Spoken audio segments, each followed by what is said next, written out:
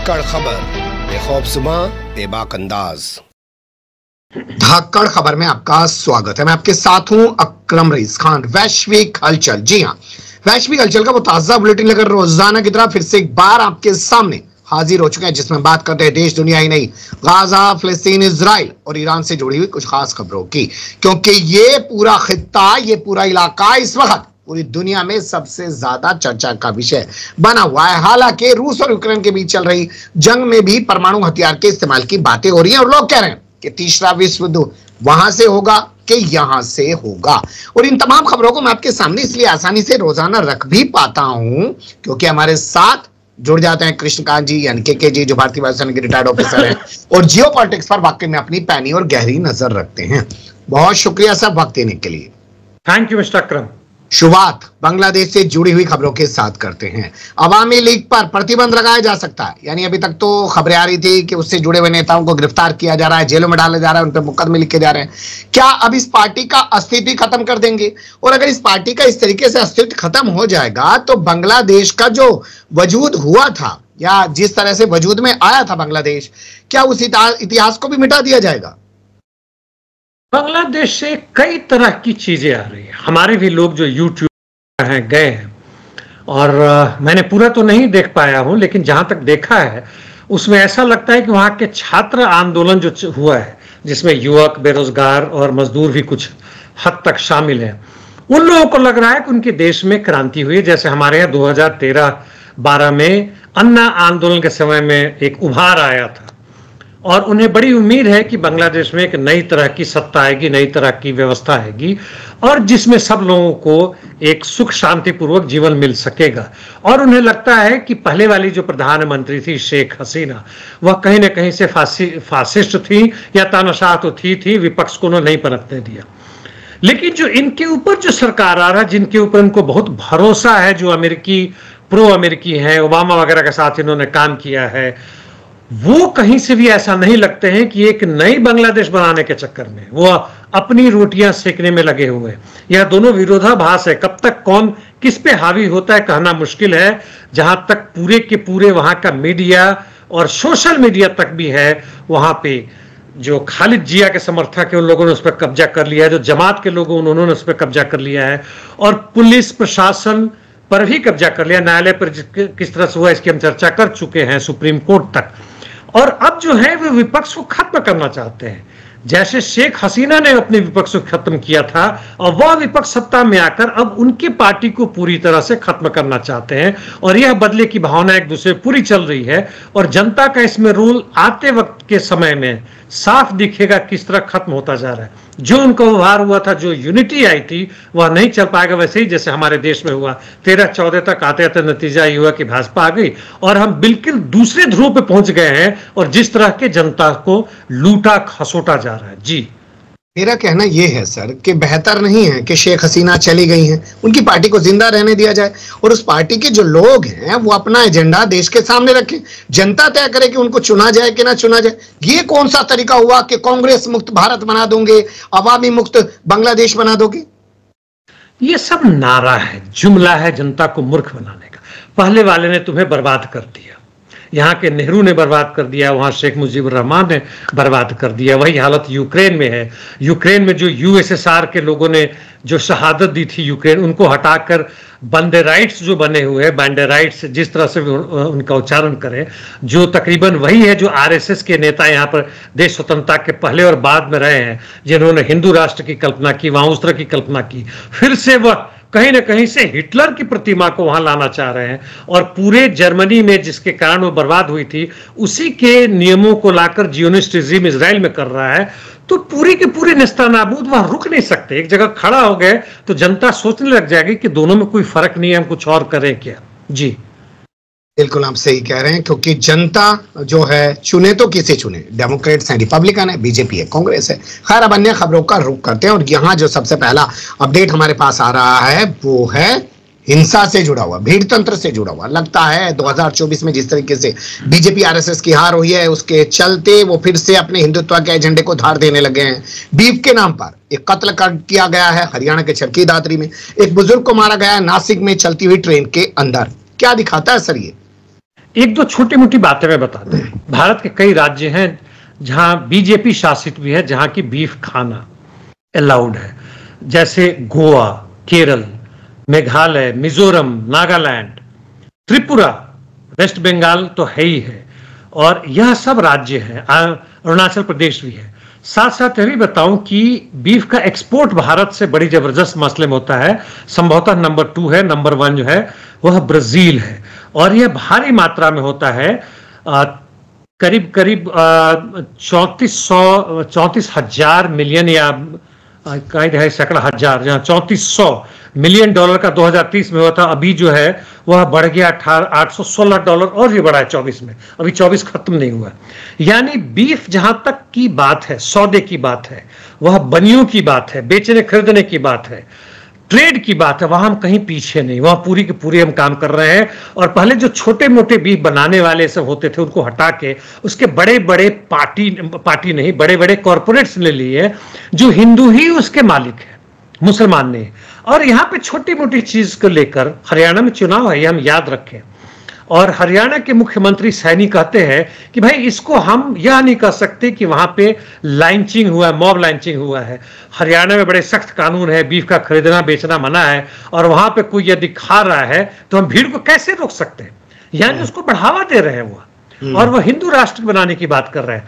तो इससे धर्म का भी लेना देना नहीं है, मुख्य रूप से धर्म पर आधारित जो राजनीति है उसको कर रहे हैं। ये बेचारा बंगाल का आया हुआ रद्दी उठा के खरीदने बेचने वाला, इसको जबरदस्ती फुसलाकर बोरे के साथ लेके गया कि हम तुम्हारा सामान जो है वो बोतल, अखबार, रद्दी हम और बिकवाएंगे, और वहां पे जाके इसको मारा, इस तरह किया है। और कुछ लोग गिरफ्तार भी हैं, और वो चुनाव के आसपास की आड़ में उसको छोड़ भी दिया जाएगा। हो सकता है कुछ तथाकथित रूप से हिंदू नेता जाके तस्वीर भी बनाए, किस तरह का नारा भी देंगे। और यह भारत जिस गर्त में जा रहा है उसको रोकने का उपाय केवल भारतीय जनता के पास है, ना भारतीय पक्ष के पास तो नहीं है। विपक्ष भी इसमें कुछ खास जोश नहीं ला रहा है कहने के लिए। किसी मुस्लिम का जो एक ऑर्गेनाइजेशन है, उन्होंने एक आवाज दी कि हम कब तक इसको देखते रहेंगे। इसका यदि सही रास्ता है तो वो वामपंथियों के पास है, जो वह भी दबे कुचले पता नहीं किस खो में बैठे हुए।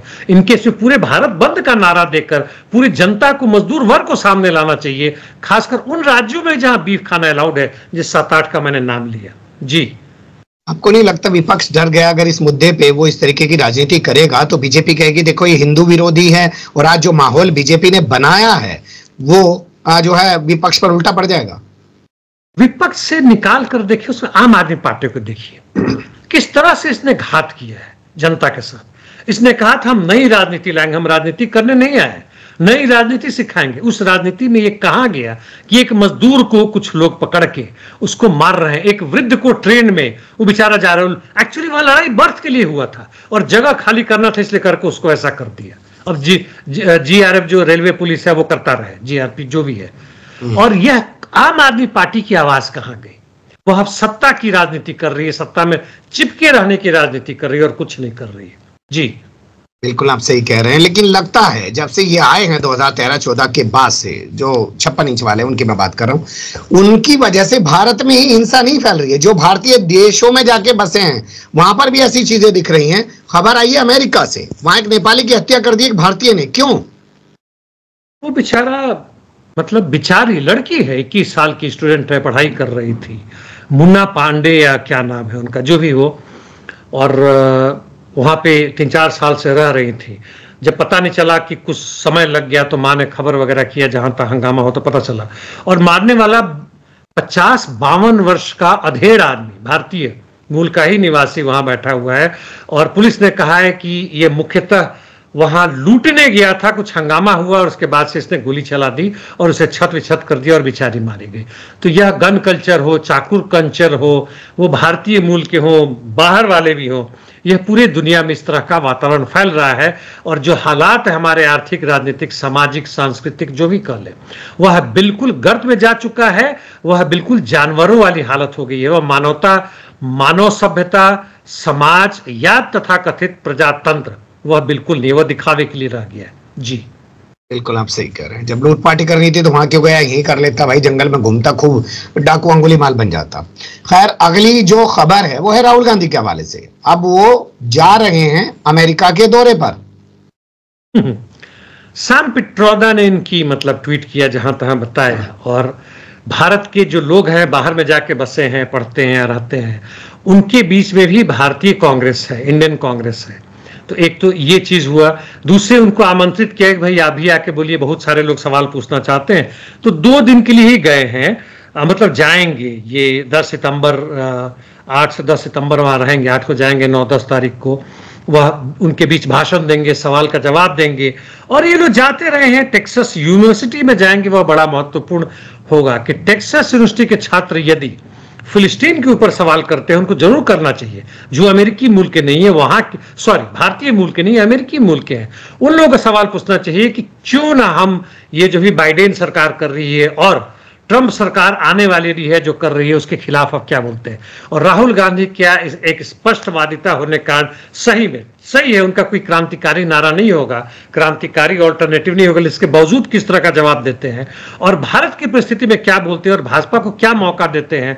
भाजपा के लोग जहां तक है, जो उनकी सोशल मीडिया पकड़ है, खूब चिल्लपो मचाएंगे। हालांकि कहते हैं हाल फिलहाल में कांग्रेस के जो मतलब समर्थन में जो आगे खड़े हुए हैं, अनपेड जो लोग हैं, उनकी पकड़ सोशल मीडिया पे भाजपा वालों से ज्यादा बढ़ गई है। पता नहीं कहां तक सच्चाई है उसमें। जी बिल्कुल आप सही कह रहे हैं, लगता तो देखने में कुछ ऐसा ही है। आईटी सेल खूब घोड़े दौड़ाने के बाद भी तमाम जितने अपने मंसूबे हैं उसमें फेल होता हुआ दिख रहा है। और आप देख ही रहे होंगे, नरेंद्र मोदी को माफी मांगनी पड़ी। 700 किसान मरने के बाद खेद जताया था और कहा था कि हम कानून समझाने में किसानों को कामयाब नहीं हो पाए, इसलिए वापस ले रहे हैं। और अब माफी मांग रहे हैं मूर्ति गिर जाने पर। खैर, अगली जो खबर है वो हमारे पास आ रही है, रूस में 2022 के दौरान हुए 2 गैस धमाकों से जुड़ी हुई। तुर्क मीडिया कह रहा है कि वो हादसा नहीं था, हमला था। तो ये बात तो रूस पहले से कह रहा है कि वो आतंकी हमला है, तो मीडिया को अब ये कहने की जरूरत क्या पेश आई? कुछ न कुछ उसमें आग चुकी लगी है, धुआं जहां पर बिखर रहा आते रहता है। जहां तक मेरी समझ है, यह अमेरिका के CIA ने करवाया है और इसके लिए बाइडेन ने सहमति भरी थी। यह नॉर्ड स्ट्रीम 1 और 2 रशिया से होते हुए, यूक्रेन के भी कुछ इलाकों से और सारा जगह से होते हुए जर्मनी और कई जगह उसका ब्रांच सब ब्रांच है। नॉर्ड स्ट्रीम 1 इधर है, 2 इधर है, वो सब मिला के है। और रूस का काफी मात्रा में तेल बिकता था और युद्ध शुरू होने से पहले बाइडेन ने बड़े जम के बोला था कि हम इस नॉर्ड स्ट्रीम को नहीं रहने देंगे। बाद में आया कि उसमें कुछ ऐसे भी लोग पाए गए थे, संदिग्ध रूप थे, जो मुख्य रूप से यूक्रेन के हैं और युद्ध होने के बाद वो लोग करके गए हैं। पोलैंड का भी इसमें हाथ आया था। जर्मनी को पता चला कि भाई ऐसा ऐसा है। जर्मनी एक बिल्कुल कावर्ड, कमजोर और नालायक मतलब कहें उस तरह का शोल्ज हो या जो भी हो, उसने अपने तरफ कहा भाई मुझे कुछ पता नहीं चल रहा है, उसने उठा के स्विट्जरलैंड को दे दिया। स्विट्जरलैंड ने कहा कि हमें उसका आइडिया नहीं है। कुछ न कुछ आते रहता, हंगामा होते रहता है। और रूस तो शुरू से कर रहा था, इसमें संदेह नहीं है कि हादसा तो कहीं से भी नहीं है। एक के बाद 2 खारकर नॉर्ड स्ट्रीम 2 के जो एक्सप्लोजन हुआ है और जिस तरह से हुआ है वह छोटा मोटा हादसा नहीं है और अमेरिकी हाथ है और इसको दिखाया नहीं जा रहा। तो यह युद्ध जो है सो मुख्य रूप से पूर्वी यूरोप से होता हुआ रूस के पूरे, यूक्रेन के पूरे क्षेत्रों में जो वहां का तेल है, वहां के यूरेनियम के जो गोडाउन है, लिथियम का भी बहुत बड़ा भंडार है जिससे बैटरी और आजकल के कार बनते हैं, इस सब को मिलाकर था उस पर अमेरिकी पकड़। और खासकर यूरोपियन यूनियन जो अलग अपना इंडिपेंडेंट बनने की कोशिश कर रहा था, उसको अमेरिका ने दिखा दिया कि बेटे तुम हमारे ही अंगूठे के नीचे रहोगे, ज्यादा फुदको मत। जी बेलगोरेड को लेकर रूस के विदेश मंत्री का यह कहना कि यूएन को इसकी निंदा करनी चाहिए, वरना क्या कहते हैं कि बहुत बड़ा खराब मतलब वो होगा। बेलगोरेड की हमने चर्चा की थी, 5 से अधिक लोग मारे गए हैं जिसमें एक महिला भी है और शुद्ध रूप से यह सिविलियन टारगेट पे मारा गया है उनके मिसाइल और ड्रोन के द्वारा। और इस पे ये यूनाइटेड नेशंस पे लोग गए हैं। यूनाइटेड नेशन के जितने भी अधिकारी हैं वह जहां तक गाजा की बात है जनसंहार को मानते हैं। ICJ हो, ICC हो और यूनाइटेड नेशंस के जनरल असेंबली में भी 170 के आसपास देश इस पक्ष में आते हैं। लेकिन जब यूक्रेन की बात आती है तो ये सारे के सारे अमेरिका के पक्ष में चले जाते हैं कि यूक्रेन को अधिकार है। किस तरह का अधिकार है, क्या अधिकार है, अमेरिका का क्या रोल है, नहीं मानते हैं।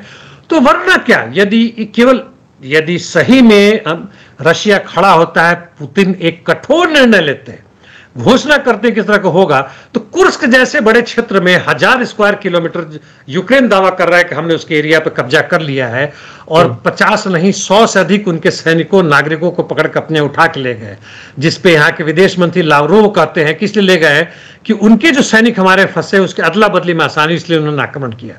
तो करना है तो बहुत सारा उदाहरण है, 5-6 सिविलियन का, अभी तक सैकड़ों सिविलियन के मारे गए हैं, खासकर क्रीमिया और दूसरे जगहों में। जी, ये 66,000 फौजी जो रूस के मारे गए हैं और जो यूक्रेन ने दावा किया, इसमें कितनी सच्चाई है सर?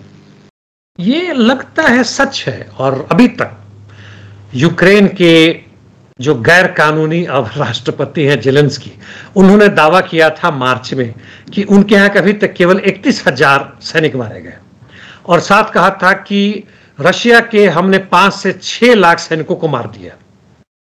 तो मतलब हास्यास्पद स्तर तक ये जब दावा करते हैं, लोग मजाक ही बनाते हैं।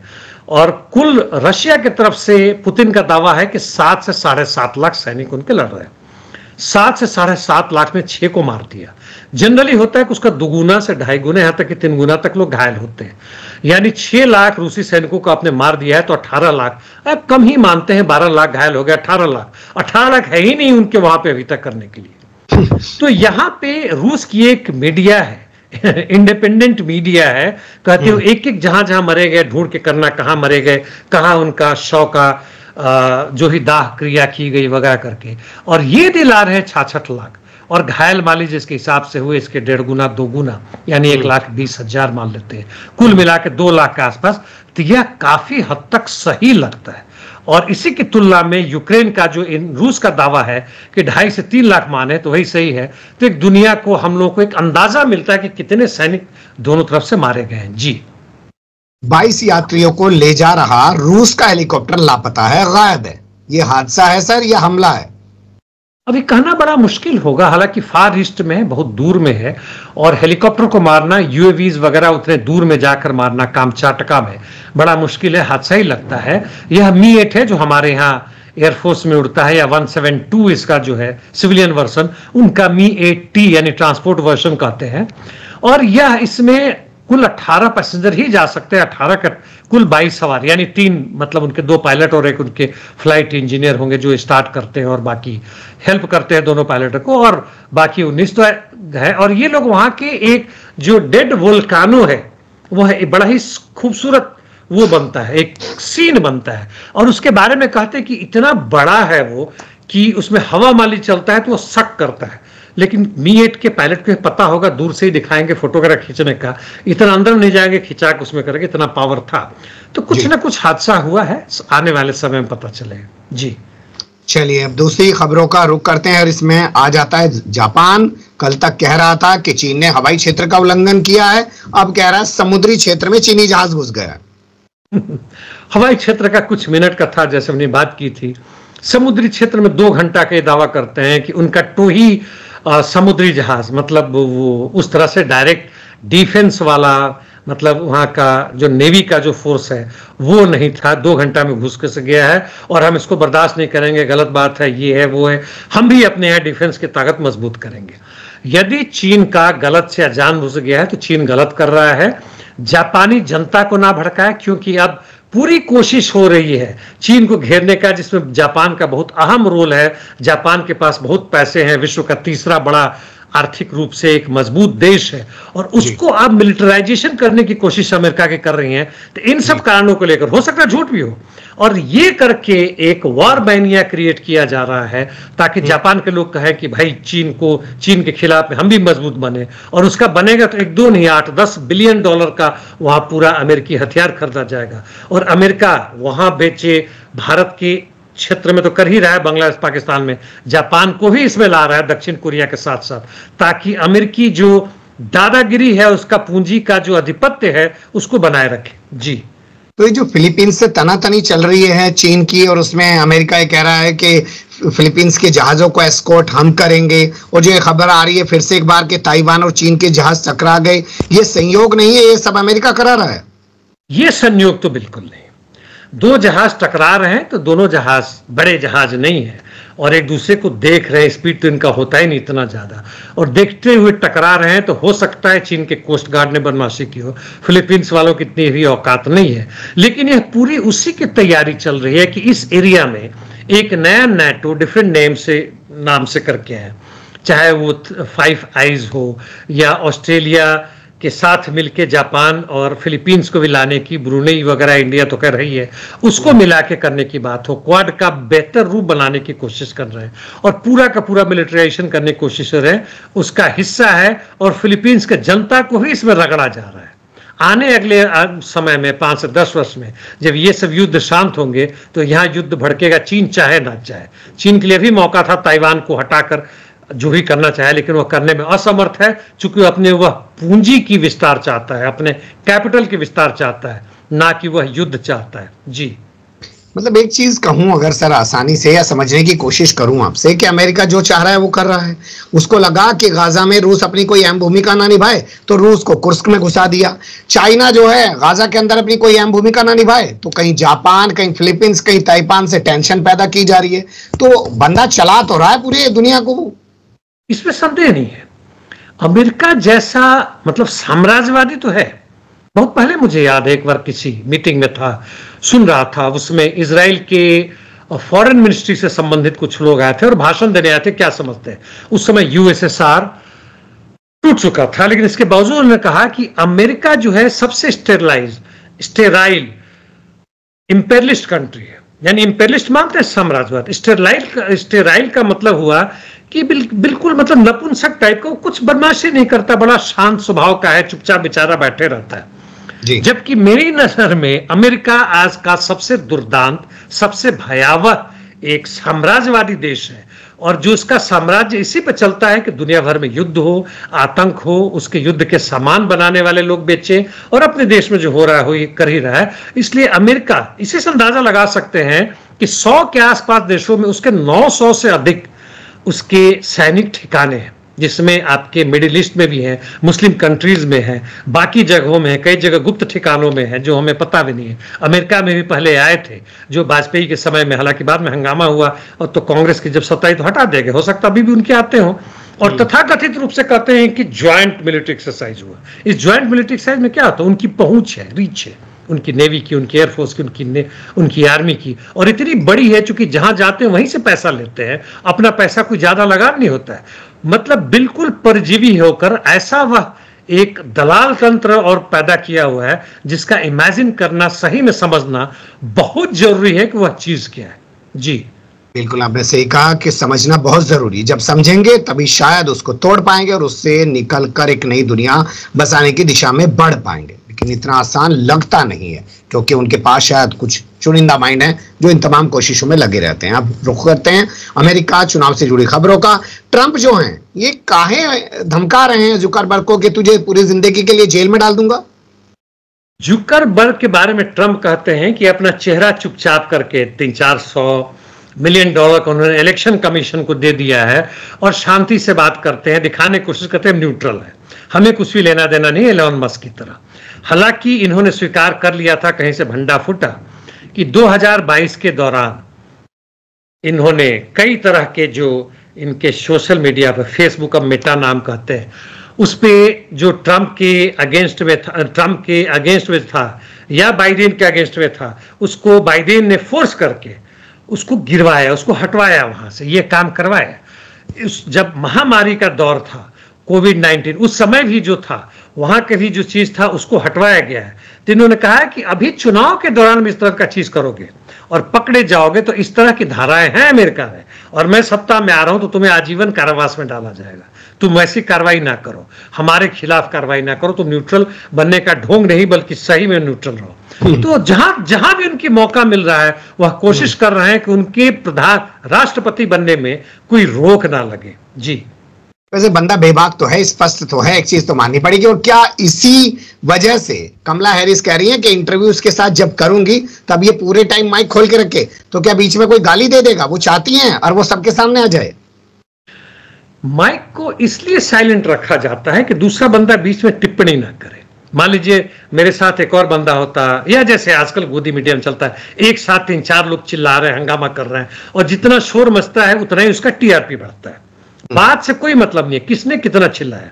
तो वहां पे इसलिए मान लीजिए कि इसका CNN करवा रहा है, तो जानबूझ के से माइक को यदि 3 मिनट या 1.5 मिनट 2 मिनट को दिया गया है टाइम ट्रंप को, तो कमला हैरिस का माइक साइलेंट पर रहेगा। तो इस पे अभी तक CNN या जिससे थ्रू होगा उसने अभी कोई तक प्रतिक्रिया नहीं की है कि कैसे किया जाए, क्या किया जाएगा।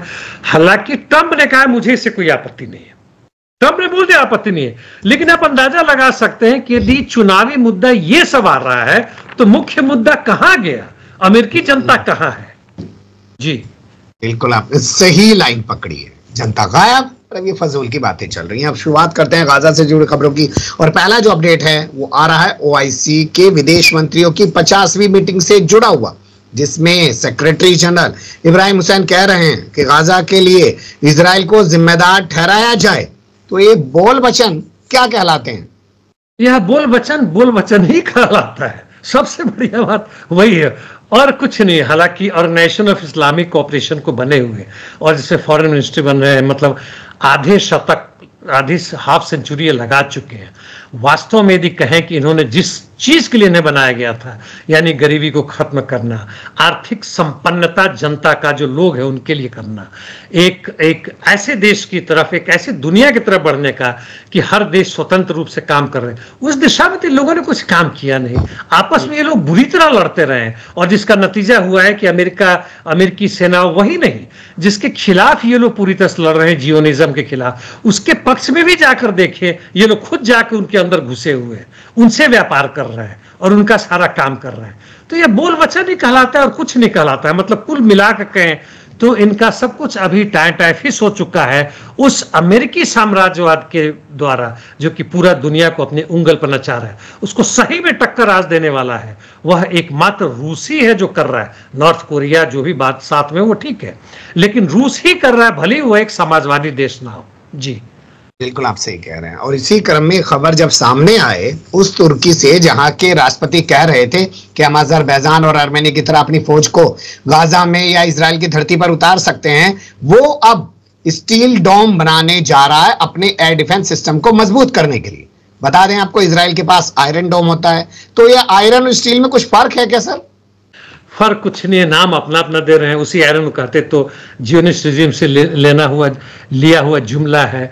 और डोम मतलब कहें यदि एयर डिफेंस बना रहे हैं तो कई लेयर्ड है, यानी दूर वाला होगा तो लॉन्ग रेंज मिसाइल करेगा, थोड़ा पास आए तो मीडियम रेंज मिसाइल करेगा, और पास आएगा तो आपके जो भी है एंटी एयरक्राफ्ट या शोल्डर लॉन्च मिसाइल जो होता है उससे करेगा। ये कई लेयर के होंगे जिसमें रेडार सिस्टम होगा, इलेक्ट्रॉनिक वॉरफेयर सिस्टम होगा वगैरह। वह इतना आसान नहीं, बहुत महंगा है। और अब बना कहाँ से लेंगे? ठीक है आपके UAV बड़े ताकतवर हैं, लेकिन उससे भी आगे बढ़ गया आप, ईरान बढ़ गया, नॉर्थ कोरिया तो हो ही रहा है, चीन भी बढ़ गया। वह पूरा एक रेस है और जितना भी एयर डिफेंस सिस्टम आ रहा है उसको तोड़ने की और भी बन रहा है। ऐसा नहीं कि इजराइल में घुस नहीं रहा है। यदि वहीं पे सुपर जो फास्ट है, सुपरसोनिक जो मिसाइल्स है, एंटी एयर डिफेंस के खिलाफ जो रशिया का है, उसको ला के देखिए तो इजराइल का जो भी आयरन डोम है वह एकदम नहीं टिकेगा। तो यह तो एक कंटिन्यूअस प्रोसेस है और अपनी जनता को मूर्ख बना रहे और कुछ नहीं है। जी हाइपरसोनिक रूस की जो मिसाइल है वो तो बहुत बड़ी चीज है। हमने देखा है जब जरा से रॉकेट चलते हैं हिजबुल्ला की तरफ से तो आयरन डोम उसमें भी ध्वस्त हो जाता है। खबर उस इराक से आ रही है जो कह रहा था कि अमेरिकी फौज वापस जाए। अब उसने इराकी फौज ने अमेरिकी फौज के साथ मिलकर अभियान चलाया और ISIS के नाम पर 15 लोगों की हत्या कर डाली। ये काम तो अमेरिका कर रहा है, आप उसके दुश्मन होने के बावजूद भी आप उसके पक्ष में काम कर रहे हैं। और मतलब अभी थोड़ी, ये तो 19-20 से ही काम बातचीत चल रहा है कि इसको हटाया जाए। 2500 सैनिक में एक्चुअली हो सकता है उससे ज्यादा ही हो और इनके साथ मिलके जा रहे हैं। हालांकि जब इन्होंने आक्रमण किया, रेड किया, फिजिकली गए, बाय एयर नहीं गए मतलब है, तो उसमें 7 अमेरिकी सैनिक भी बुरी तरह घायल हुए। अब उसको डिवाइड करते हैं कि 5 वुंडेड हुए, 2 इंजर्ड हुए, से कोई अंतर नहीं पड़ता है। स्थिति स्टेबल है, यानी हालात इनके काफी खराब है, बुरी तरह मारे गए हैं। हो सकता है इनको वापस अमेरिका भी लिया जाए। लेकिन जहां तक इराकी सरकार की बात है वह कहीं से भी अभी इंडिपेंडेंट और सॉवरेन कंट्री के रूप में काम नहीं कर पा रहे, वो अमेरिका के अधीन ही काम कर रहे हैं। जी गैस के मामले में या गैस का कारोबार करने के लिए, अपना कोई धंधा शुरू करने के लिए भी इराक और अमेरिका के बीच कोई बातचीत चल रही है? हाँ, कहते हैं इराक की सरकार कहती है कि 10 में से अधिकांशतः कोई भी बिडिंग जो हुआ तो कोई भी आने को तैयार नहीं हुआ।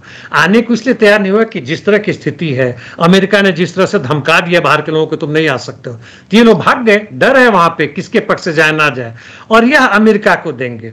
यानी इनकी इंडिपेंडेंस जो है ना मिलिटरली है ना इकोनॉमिकली है, सॉवरेंटी कुछ भी नहीं है, और मजबूरी में दे रहे, कह रहे कि इससे इराक का विकास होगा। क्या विकास होगा, किस तरह से अमेरिका इनको बर्बाद कर दिया, आगे आने वाले समय में किस तरह से लूट के ले जाएगा, जैसे सीरिया से भी तेल उठा के ले रहा है, जबरदस्ती उठा के लेके जा रहा है, वही चलता रहेगा। जी बिल्कुल। हमारे यहाँ देख लीजिए ना, जब सत्ता में आए थे तो 55 लाख करोड़ का हमारे ऊपर कर्जा हुआ करता था। आज जो सत्ता में बैठे हैं उन्होंने 200 करोड़ से लाख करोड़ से ऊपर का हमारे ऊपर कर्जा कर दिया। और पाकिस्तान बगल में IMF से कर्जा लेके वहां की जनता को कह रहा है कि हम बहुत विकास करने जा रहे हैं। तो इन सरकारों का ऐसा ही विकास होता है।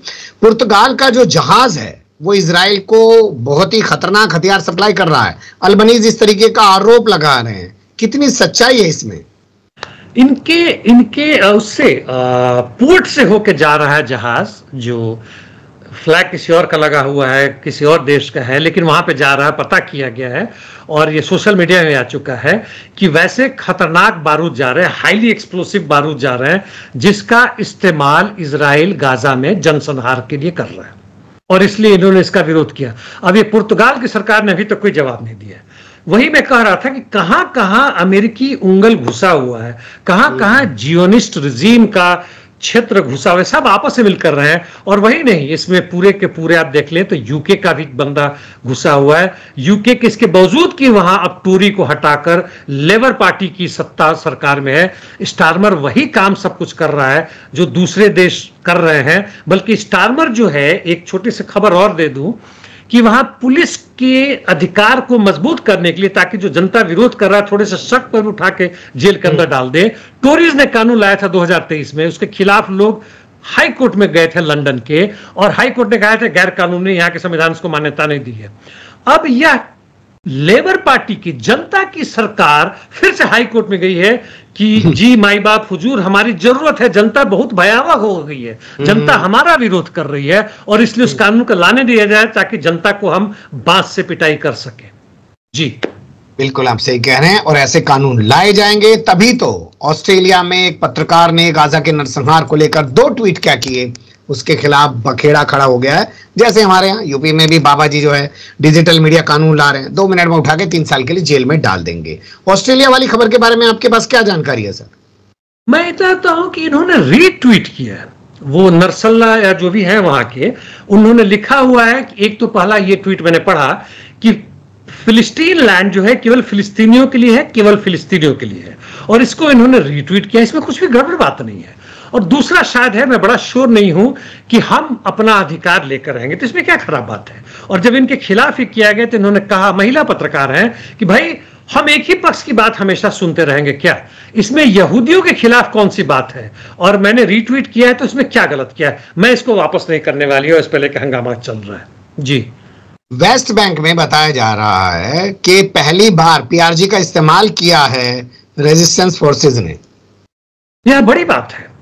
RPG यानी जो भी ग्रेनेड है, उसको एक फोटो में आप देखते होंगे कि लंबा सा होके शोल्डर से करते हैं, वो नुकीला होता है, बीच में थोड़ा सा चौड़ा होता है, फिर वो होता है और उससे फायर करते हैं। इससे रेंज बढ़ता है, एम भी बड़ा जबरदस्त होता है, और उसमें वही थोड़ा सा गड़बड़ यह है कि जब आगे फायर करता है तो पीछे भी आधा किलोमीटर तक का इसका धुआं और एक तरह से कहें तो आग का गोला टाइप जाता है, तो पीछे देख के करना पड़ता है, अपने ही बंदे तो ना हो। यानी वहां भी ये लोग हमास के लोग हो, रेसिस्टेंस फोर्सेज हो, पहुंच चुके हैं, और यह समय है कि पूरे रेसिस्टेंस फोर्स एक साथ मिलकर लड़ाई करें, और निश्चित रूप से उनकी विजय होगी। जी चलिए, बिल्कुल उनकी विजय हो, और जिस तरीके से वो लड़ रहे हैं अपने मुल्क की आज़ादी के लिए, इसे लेके दुनिया भर में जो है लोग दुआएं भी कर रहे हैं, प्रोटेस्ट भी कर रहे हैं, तमाम तरीके के ICC और ICJ से, UNGA से भी प्रस्ताव पास हो रहे हैं, लेकिन फिर भी अमेरिका, कहना आपका, सारी दरिंदगी करवा रहा है इजराइल के जरिए। वो लोग इसको जब समझेंगे और शायद इसके खिलाफ खड़े भी होंगे, और एक दिन इससे बाहर भी आएंगे। बहुत शुक्रिया, आपने बहुत बारीकी से तमाम चीजों पर रोशनी डाली। फिर आपके साथ किसी और मुद्दे पर जुड़ने की कोशिश करेंगे। धन्यवाद। Thank you mister Akram.